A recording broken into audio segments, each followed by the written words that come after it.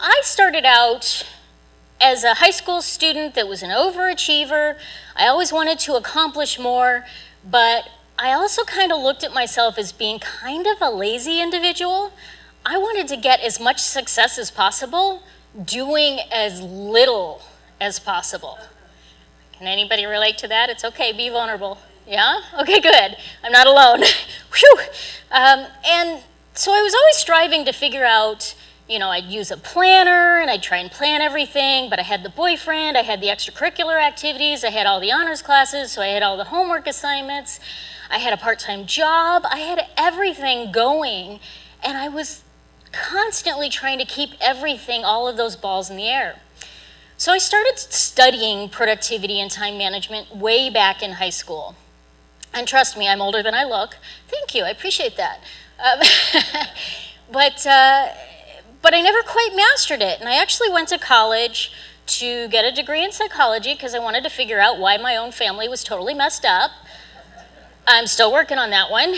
And I still didn't quite get time management figured out. Got married, had a family, and I was still kind of struggling, but one day I kind of triggered on something. I'm like, I've got a degree in psychology. I've got all of this knowledge when it comes to time management.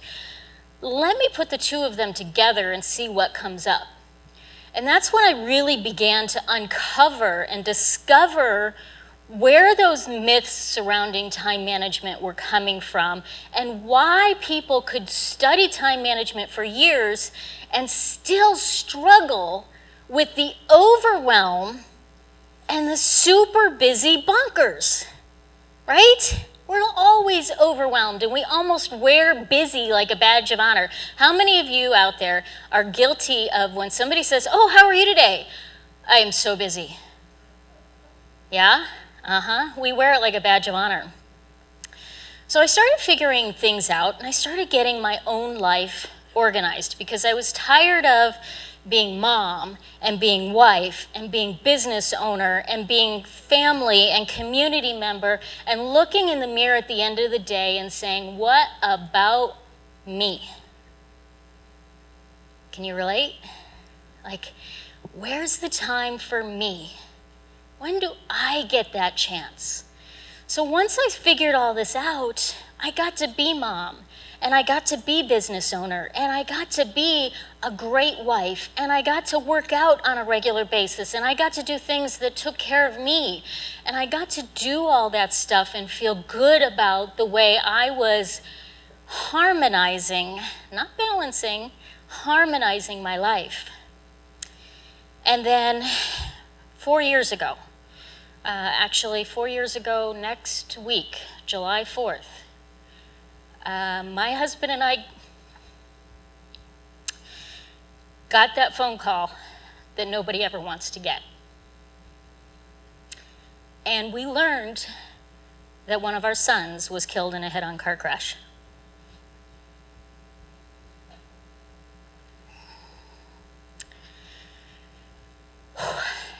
And one of the things that I had an opportunity to do through that experience was to really reflect on my life.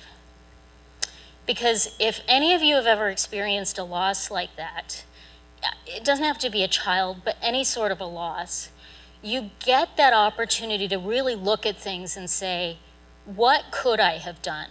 What should I have done? And the one thing that I can say is, I did what I should have done.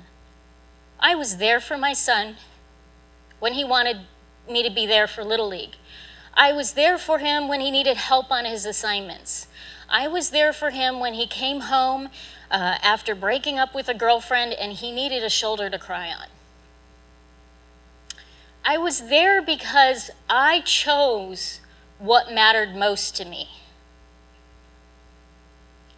Now, I have a saying that I've said for years and years and years, and I want you to write this down because it's really powerful. Sometimes the best gifts come wrapped in ugly paper.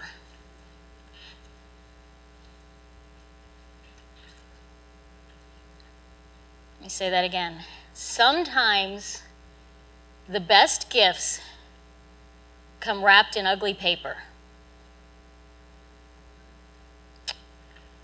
The thing is, most of us are too afraid of that ugly paper to open up the gift and see what's on the inside. So I had a choice. I had this ugly gift sitting here in front of me, the loss of my child. And I had the choice to shut down and push the gift away, knowing that it was so hideous and so ugly and probably one of the worst experiences a human being could ever go through.